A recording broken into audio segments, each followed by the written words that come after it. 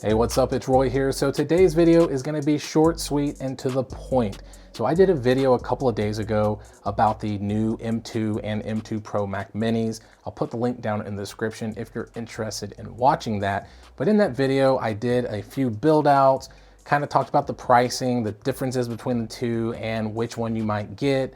And my recommendation originally was maybe just sticking with like a base model, but upgrading to 16 gigs of unified memory and calling it a day. But I did not think that Apple would make the same mistake that they did with the M2 MacBook Air, but unfortunately they did. So with everyone getting the new M2 Mac Mini in their hands today, which I did, I just went and picked mine up a couple of hours ago.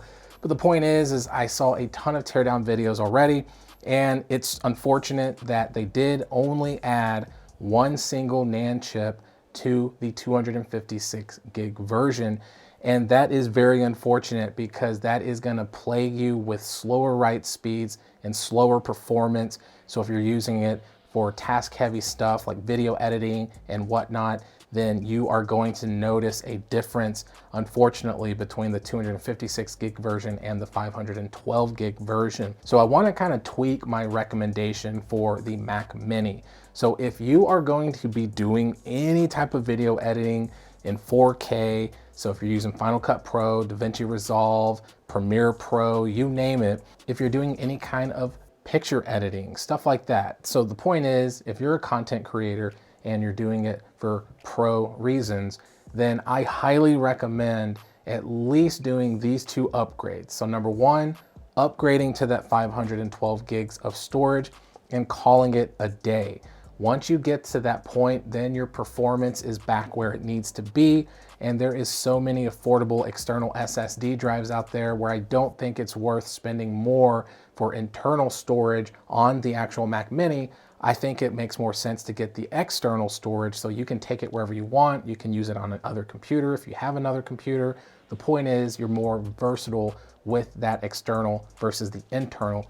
And then number two, I would highly recommend upgrading to the 16 gigs of unified memory.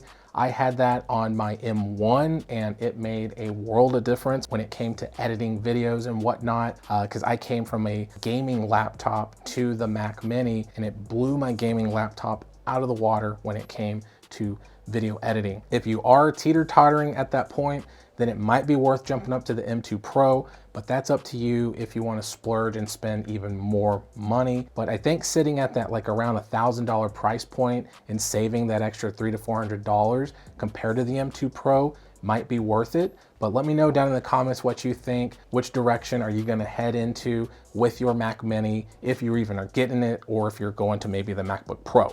So hit that like button if you liked the video. If you loved it, please subscribe. Ring that notification bell for up-to-date content. So be safe, God bless, and we'll see you on the next one.